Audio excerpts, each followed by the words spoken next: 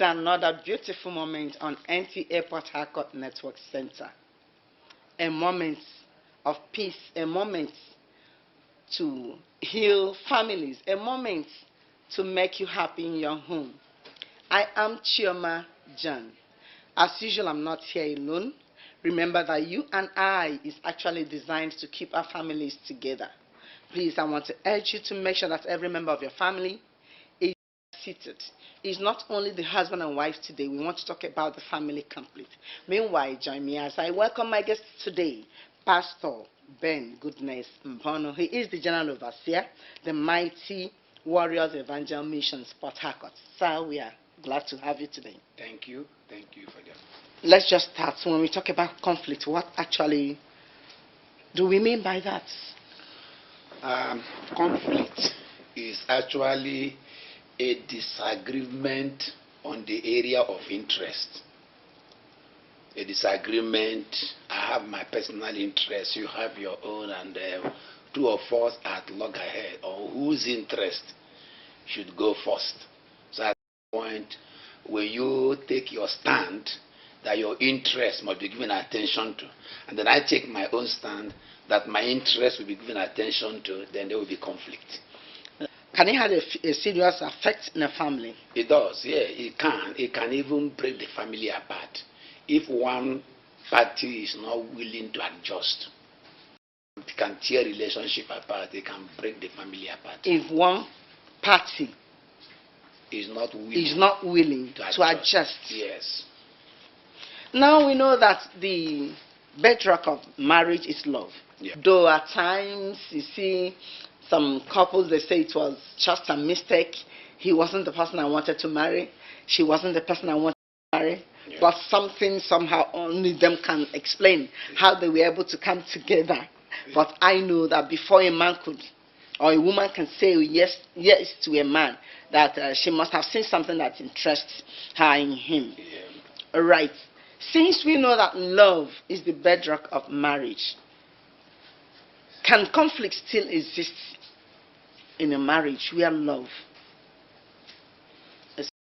Yes, conflict can exist, and conflict does exist where there is love. Okay. When we talk about love, right, love is actually about tolerance. Love is actually making space to accommodate your weakness. All right. So love is not that you cannot or hurt Disagree, me. okay. So where there is love, there is also interest. And so love does not rule out personal interest. All right. There are things I want, there are things you want. So regardless of the love. So where is the place of love now? Love now is this, that actually let me allow your interest. Let me allow that your desire, that thing you want from me. Though it's not convenient, but because I want peace to reign, I don't want conflict, I allow you to have. If the husband continues to allow so that peace can reign, Yes. is it just meant for one person to do that? Not at all, not at all. You see that the need for adjustment.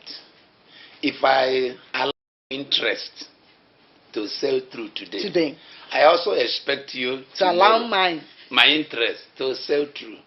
So if I continuously allow you to have your way, at a point you might become fed up, and that's where the conflict comes in. Like you are now taking advantage of the other person's tolerance to continuously do the same things. And today we are here to talk about conflicts in the family, how to manage it. Yes. Before we get down to how to manage it, can this conflict we are talking about now extend to other members of the family? Yeah, the conflict can spread. It can conflict may not even come from husband and wife. Okay. It can come from their children. If the couple, each one have personal interest on any other child, that is actually the cause of conflict. There can be no conflict. If we remove personal interest, there will be no conflict. All right. Because that is where conflict takes its bearing from. So conflict can come from the children. It can even come from the house help. It can even come from people that are living around. They can come from in-laws. They can come from friends. You get the point now. You can come from friends. Maybe my wife doesn't like a particular friend, Okay. or I don't like a particular friend, Yeah. or maybe perhaps I have a neighbor that I love the way he behaves. Maybe my family doesn't like that my neighbor, and they don't want me to relate my neighbor, but I like my neighbor. Mm-hmm. So you now want to compel me because of your interest Okay. to separate from my neighbor. You are calling for conflict. All right. You are calling for conflict. Managing conflict in the family. That is Yes. what we are talking about today. Yes. And my guest today is Pastor Ben Goodness Mbaonu. I'm glad to know that you're still seated. Yeah. You gave an example of liking or having interest in your neighbor, or that is, you love relating with your neighbor, but the family members or your spouse may Yes. not be comfortable with it. Yeah. And it's causing conflict. Yeah. How can it be handled? So, Managed? it can be handled in two ways. Your family actually, if they discover that the person you are relating with poses danger to the peace of the family, and then they demand you should withdraw, even though you have interest there, they also have interest in your own life and success and progress, then you withdraw. And then also, if it is that maybe it could be the area of you don't like the way this person behaves, I may not see anything wrong. Okay, there are people that perhaps they see you in the morning, they find it difficult to say good morning. Some people, you give them something, they don't know how to say thank you. Some people are not good at calling you and asking you how are you and this and that, you know.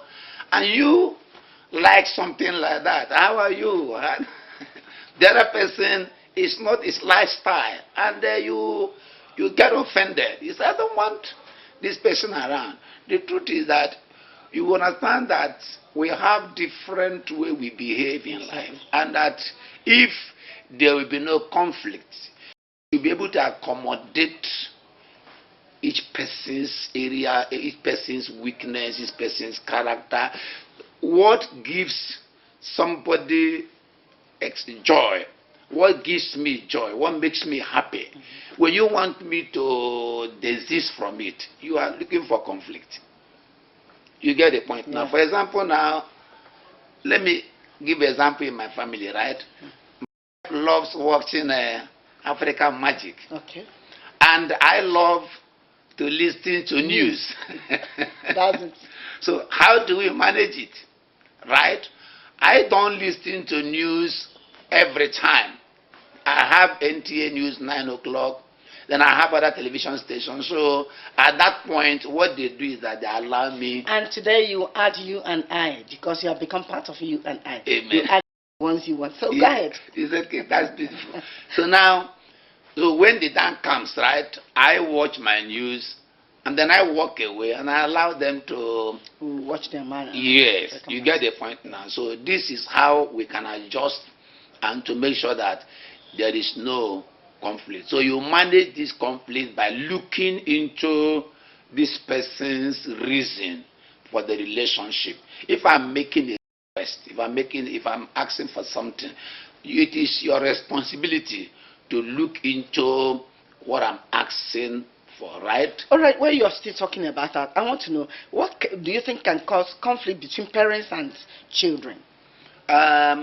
What can, a lot of things, okay? Parents, children can ask their parents to get them things that their parents are not supposed to get. All right. You want me to buy you something, okay? Sometimes also children can, some children, maybe they're adolescent, right? Yeah, yeah. They like to stroll out. And your parent now says, I don't like this caliber of people you relate with. And you say, Mommy, please, allow me. If your mommy allows you, you will destroy your life. And then maybe the father comes in and then tells the wife, please allow these children to associate with who's about yes, the adults. the adult. The wife now says no. You see, the woman sees far. Good, thank you. The woman sees far. Yeah. You see, the women, we are not always at home. So when it comes to managing conflict between children, we should allow the woman. We listen to our wives. So now the wife says, no, I don't want my children to be corrupt. Then you now take side with your children. You are bringing conflict. The children will now say that their mother doesn't like them. So sometimes the men causes, and also the same thing with you are really a father. Yeah. You know exactly what is happening in home. Yes. Yes. That is it. So that is what it is. So sometimes you see that maybe the children will say, take me out to do this and that. The mother will say, no. Then you will say, why? Allow me. I'm the man of the house. You are the man of the house, but you are not the only manager of the house. Good. You are the man of the house, but not the only manager of the house. So the wife is there. You get the point. So her own point should be considered. Yeah, it should be considered. There must be a reason why the woman is saying no. Yeah, if the woman says no, understand that she didn't say no to disobey your authority at the head. Yes. But there's something she sees that you don't see. What we are talking about today is managing conflicts in the family. How have you been managing yours? Have you ever had any conflicts? Can there be conflict between children and someone helping in the home? Yeah, the house help in the home. Yes. How can it be managed by parents? Yeah, there could be a conflict between the house help and the children. Yeah. You see, the house help is somebody's child. Good. And if you bring a house help to your house, don't allow your children to turn your house help to a house slave.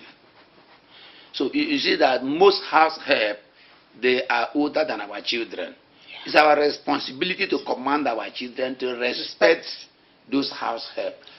But maybe challenges of life made them the person there as a house help. Yeah, that doesn't mean that you should now make the person a slave. It's not good. Yep. So if you discover that your children, they do not respect the house help, and then you should call those children to order.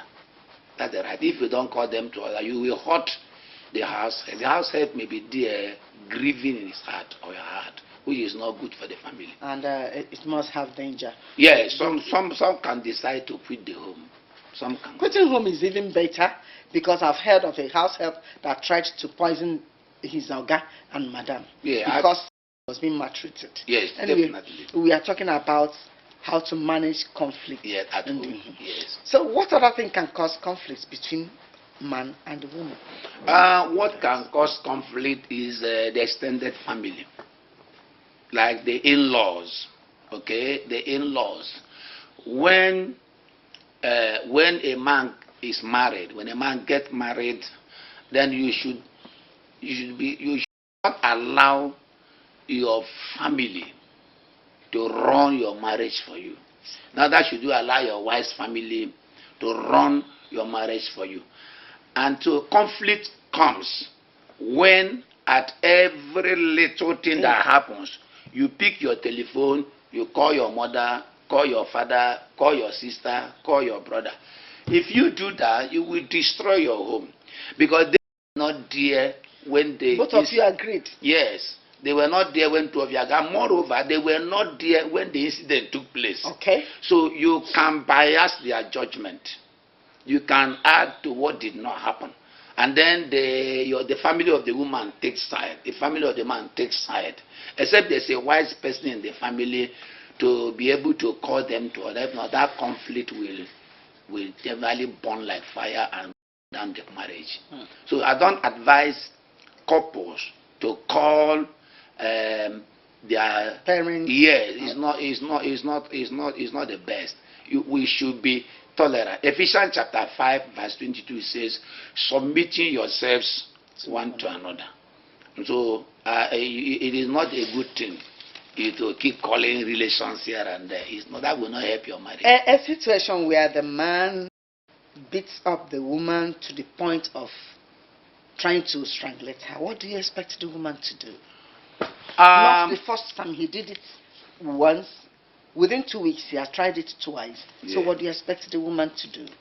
Well, if they are Christians and they belong to a Christian denomination, even when the man was making threat, because before the man leaves his hand to beat the wife, the man must have made threats that I will beat you, I will beat you. So what you do is that you can report to your pastor. Then your pastor should visit the home and find out what is causing this threat. So I that is another means of managing conflict. Yes, but your pastor comes and then you tell your pastor, look at what my husband has done, and then your pastor will now look into the matter. If the man lifts off his hand to beat the wife, I think that man needs prayers. Perhaps he needs deliverance. If you are married, you're there, you lift your hands to hit your wife. You need deliverance. You need deliverance. Give you deliverance. No matter your position in church. Yeah, even if you are general overseer, I will give you deliverance. Because you're not supposed to lift up. Really? Are you there with us? Even if you are general overseer, and you can lift your hand to hit your wife, you need deliverance. No matter the peak of provocation, the man is not permitted to lift up his hand. Even when the woman is running her mouth like a tap. Yeah, you know, women, their strength is in their mouth. Yeah, their mouth is the only way they can fight you. So a man should be able to swallow bitter pills. As the woman is talking to you, something is boiling. Say, give me one blow. You hold yourself. She's a woman. I'm a weaker vessel. A weaker vessel. You are watching, you and I, and we are looking at managing conflicts in the family. Yeah. Have you heard it? Yes. I don't even encourage a woman to run her mouth like a tap. Because at times you can say a word that will kill your husband. It's not the best. Okay, a family that is watching us now is having conflicts. Yes. What do you tell such a... Let's handle this first. Between husband and wife first. There's a conflict. So what do you tell them? If there's a conflict at your home now, and perhaps that conflict is caused by money. Okay. Maybe you are not happy because you are not giving money. Your husband did not give you money, or the man is not happy that the wife did not give her money. Maybe your wife generates money more than you and she's not releasing the money to you. And you are not happy, you are boiling. I would, if you ask for that money today and the money is not given to you now, please don't boil. Wait. Okay. Just wait. I find out from the man, the money I am demanding for is for the upkeep of the family. To pay children's school fees, to do one. No, I'm not asking it for my own personal interest. Yeah. So now, if that money is not given to you, that the money is not given to you now, doesn't mean that the money will not be eventually given to you. So give the man time and convince him. Give the woman time because she makes the money. Convince her to release the money to you. You don't compel, you convince, you persuade. So what I suggest is that you endure. Then if it is that it is your mother-in-law or father-in-law that is causing the trouble, what I will say is that if you are fond of reporting your mother or father to both or any of you, so I will advise you desist from it. So, but don't be quick to take violent action in a time of conflict. Exercise patience, endure. You see, somebody may not understand you now, and there's conflict. 2 days after, the person might look into what you are saying and decide to change his mind. So don't expect somebody to understand you immediately. Most conflict also come when you want me to immediately understand you and immediately I should take action. I'm not a robot. It is. Yes, exactly. Managing conflict. Yes. There's no way we can exhaust it. Definitely. That is why you and I are weekly. Yeah. And now I wanted to talk a little because we have limited time. Okay. Between parents and a child or the children. assuming there's conflict between parents and and their child now, what advice to give? And the child either has decided to leave the house to a friend's house, not to communicate with the parents any longer because there is conflict. What do you have to tell the parents, and what do you have for the child? Do let me use the area where this is 98% Christian dominated area. You see, I always advise parents, use the word of God to talk to your child. I'm general overseer of my church. I have decided recently to be going to the teenagers department to teach. Okay. So I teach the teenagers. After teaching them, I still go to preach in the adult church. Now, I advise parents, right? Pray. Most parents don't have time to pray for their children. Pray for your children. Sit your child down. Open the word of God and show your child what the word of God says concerning what that child does.